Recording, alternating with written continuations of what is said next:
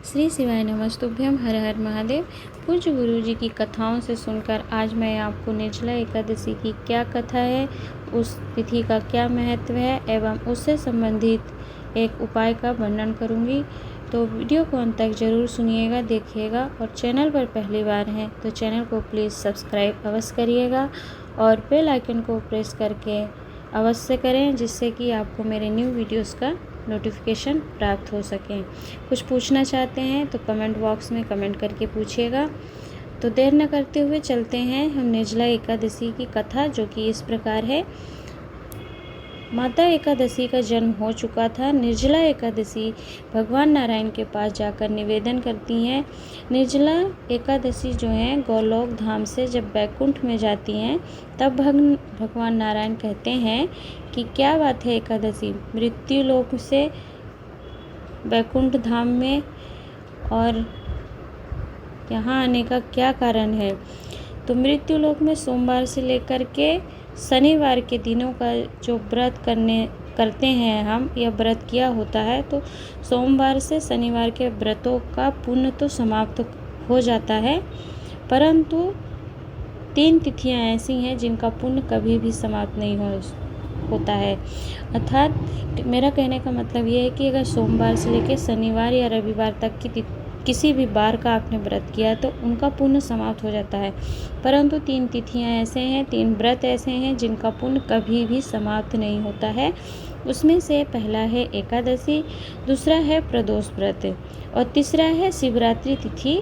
उसका व्रत यदि आप करते हैं तो कभी भी इन तीनों व्रत का पुण्य समाप्त नहीं होता है। एकादशी का व्रत पूरे वर्ष में जो होता है वह 26 है और प्रदोष व्रत भी 26 ही पड़ते हैं, क्योंकि माह में 2 पक्ष पड़ते हैं, तो दोनों पक्ष की 2-2 प्रदोष और 2 एकादशी हो जाती। शिवरात्रि केवल 12 ही पड़ते हैं पूरे वर्ष में, और यदि कभी किसी वर्ष अधिक मास पड़ जाता है तो उस वर्ष में फिर 13 शिवरात्रि पड़ती है।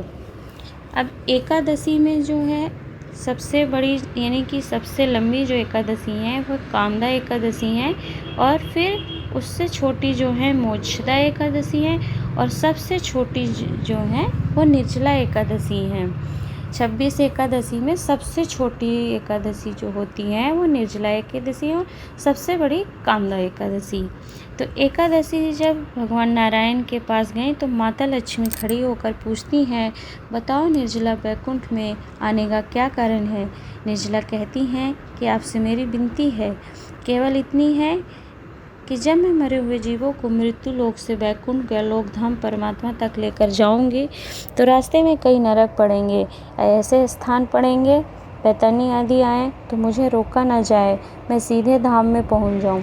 स्कंद पुराण में वर्णन है इस एकादशी कथा का कि जब कोई अपनी व्रत करी हुई एकादशी को दान देता है जीव को, और उस जीव के जब प्राण छूट जाते हैं तो एकादशी लेकर जब जाए परमात्मा के पास उस जीव को, तो उनके मार्ग में कोई बाधा न आए, क्योंकि मरे हुए जीव का कुछ पुण्य के साथ साथ पाप भी होगा।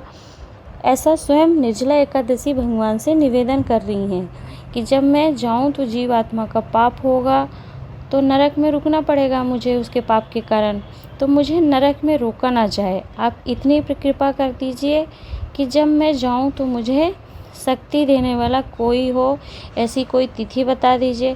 तब भगवान नारायण बोले, ऐसा तो नहीं हो सकता है, तुम जाओ भगवान ब्रह्मा जी के पास, उनसे निवेदन करो। एकादशी माँ ब्रह्मा जी के पास गई। ब्रह्मा जी ने पूछा, कैसे आना हुआ निर्जला, तो कहा मुझे बल प्रदान कर दीजिए। भगवान ब्रह्मा ने कहा, ऐसा तो नहीं हो सकता है, तुम भगवान शंकर के पास जाओ। तब निर्जला एकादशी भगवान शिव के पास गई और निवेदन किया। माता पार्वती एकादशी के आदर के लिए स्वयं खड़ी हुई है और पूछा, क्या बात है एकादशी। भगवान शंकर तब साधना में नेत्र बंद करके बैठे थे। 3 दिन का दान ऐसा है जो कभी घटता नहीं है, उसमें से एकादशी हो गया, प्रदोष और शिवरात्रि तिथि। इन तीनों तिथियों में यदि आप कुछ दान पुण्य सत्कर्म करते हैं तो वह हमेशा बढ़ता है, कभी घटता नहीं है। तो एकादशी माता पार्वती से कहती हैं कि मैं केवल महादेव से ही अपना निवेदन बताऊंगी। माता ने बार बार पूछा, पर निर्जला ने उन्हें नहीं बताया। तब माता पार्वती धान अक्षत लेकर जाने लगी शंकर भगवान का अनुमोदन करने के लिए। तब निर्जला एकादशी को लगा कि माता उन्हें शंकर भगवान से नहीं मिलने देंगी, तो निर्जला एकादशी ने जल का पात्र उठाया और जल वाला पात्र माता पार्वती के अक्षत पर गिरने से अक्षत फैल गए, अर्थात जल गिर गया तो अक्षत फैल गए, और वो माता पार्वती भगवान शंकर के अनुमोदन के लिए लेकर जा रही थी। तब माता पार्वती ने कहा एकादशी से कि तुम्हारे कारण अक्षत गिर गए हैं। जो एकादशी के दिन अक्षत चावल खाएगा वो एकादशी के व्रत के पुण्य से विहीन हो जाएगा, या व्रत नहीं भी करता है तो भी उसका पुण्य फल यश खत्म हो जाएगा। एकादशी ने क्षमा मांगी और इतने में भगवान शंकर ने अपने नेत्र खोले और एकादशी से पूछते हैं कि एकादशी क्या बात है, ये मेरे पास आने का क्या कारण है तुम्हारे। एकादशी कहती हैं कि बस इतनी कृपा कर दीजिए कि जब मैं किसी जीव को मर जाने के बाद 10वें दिन देवलोक को जाती हूँ तो जीव के पास पाप और पुण्य दोनों फल होते हैं, और मार्ग में नरक के साथ बैतरणी नदी भी पड़ती है। मुझे कोई बल फल ऐसा प्रदान कर दीजिए कि मैं आराम से लेकर उस जीवात्मा को स्वर्ग नरक में से जा सकूं, पर वो 7 बारों का होना चाहिए। कोई ऐसा फल मुझे वर दे दीजिए। तब भगवान शंकर ने 7 बारों में सोमवार, मंगलवार, बुधवार, गुरुवार, शुक्रवार, शनिवार और रविवार में त्रयोदशी तिथि प्रदोष व्रत को प्रकट किया। प्रदोष व्रत को प्रकट किया त्रयोदशी तिथि के नाम से जाना जाता है। त्रयोदशी तिथि नाम इसलिए रखा क्योंकि निर्जला एकादशी के दिन भगवान नारायण के पास गई थी, और द्वादशी तिथि को भगवान ब्रह्मा जी के पास गई, और त्रयोदशी के दिन भगवान शंकर के पास पहुंच करके उनसे निवेदन किया था।